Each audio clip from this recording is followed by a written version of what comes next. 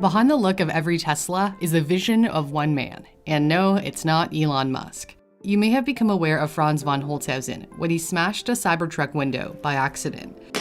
Oh my God.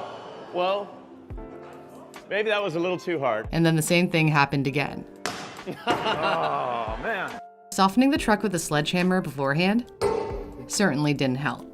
Franz von Holzhausen is the lead designer at Tesla, arguably one of the best in the world. Anyway, welcome, Franz. Awesome to have you guys.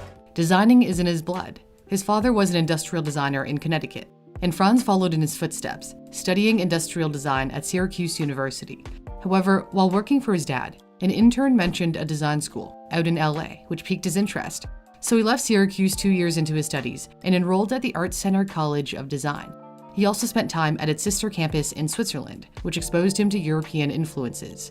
He wanted a career that focused on his love of cars. He once said it was important for him to design products that were not just beautiful, but useful to people. Quote, "I kind of have this belief that you can create something beautiful and it can be very personal. But is it really serving us as a human race? It may be serving you as an outlet for your own personal desires, but if it's not creating a function out of that as well, is it really design?" In 1992, he joined Volkswagen straight out of school to work on a top-secret project, redesigning the Beetle. The concept one is all but forgotten today, but in 1994, people went crazy for the new take on the retro design. It looked a lot simpler than the Beetle of the 60s. Von Holzhausen had an eye for minimalism early in his career. He realized the look of a car could change the way people felt about a brand. The new Beetle brought back a sense of nostalgia and helped reinvigorate a company in decline. Soon, other brands decided to go retro. Chrysler with the PT Cruiser, the Mini Cooper, and Ford with the 5th generation Mustang. After nearly 8 years at VW, he moved to General Motors, where he led the design for Pontiac Solstice and the Saturn Sky. Although they didn't really do well sales-wise, they were seen as really cool roadsters, pure and fun. But as it turned out, working at a big car company with a huge design team wasn't his thing, as he couldn't make the kind of impact he knew he could make. Von Holzhausen put it this way during an interview with Ashley Vance for his biography on Elon Musk: "I knew I didn't want to die there."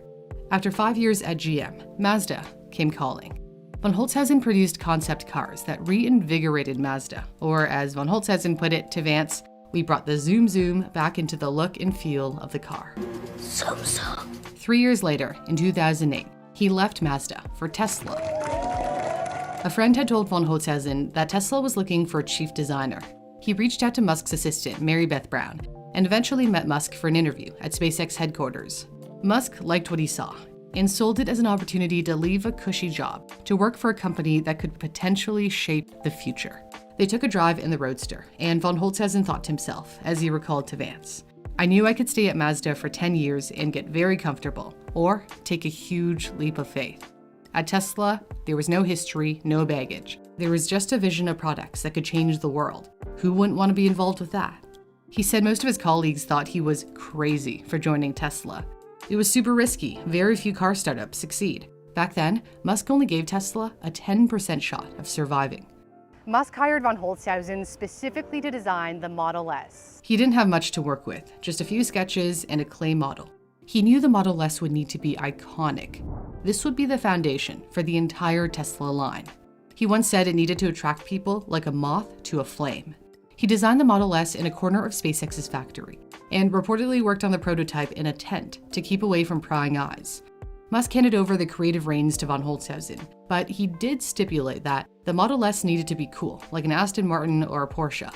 It needed to have a touchscreen, as iPhone technology was now all the rage, and Musk knew it would soon be commonplace. But a touchscreen had never before been installed in a car, and the iPad was still years away.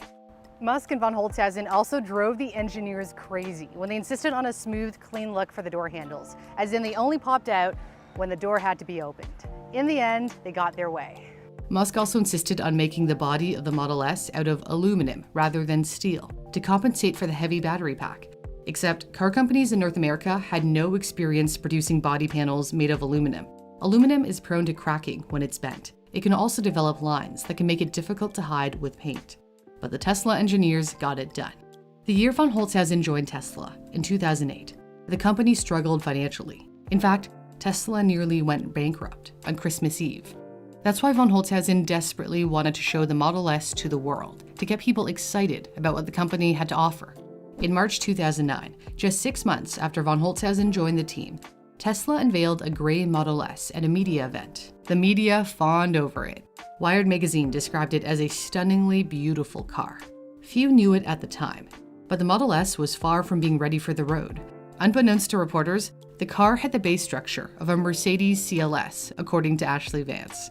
The Mercedes CLS was the foundation they used when working on the S. Despite the work that still had to be done, Tesla achieved its goal of convincing people that it could make beautiful electric cars and compete with the big players like Audi, Mercedes, and BMW. The Model S was a commercial success and proved to doubters there was indeed a market for EVs. The original Model S was delivered in 2012, but it doesn't show its age. Even 10 years later, it still looks pretty modern today. The newer version of the S no longer includes the nose cone at the front, amongst other changes. That was decorative, not functional, so they took it away, simplifying the look even more.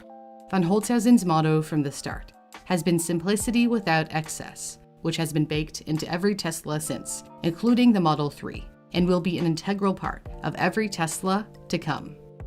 If you dream of building incredible products and would like to excel in math and science in order to do so, you can join the 11 million people who have signed up for Brilliant. Brilliant is an amazing tool for learning STEM in a fun, hands-on way.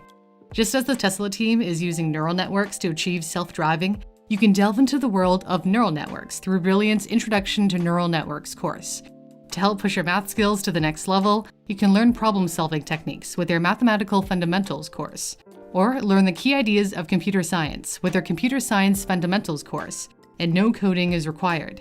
Brilliant is great, whether you're in high school, university, or if you're already in the workforce. There are no tests, and if you ever get stuck, you can click on View Explanation to see where you went wrong. To get started for free, you can head to the custom link in my description, brilliant.org/newsthink. And the first 200 of you to sign up with my link will get 20% off Brilliant's premium subscription, which gives you unlimited access to all the courses. Thanks for watching. For Newsthink, I'm Cindy Palm.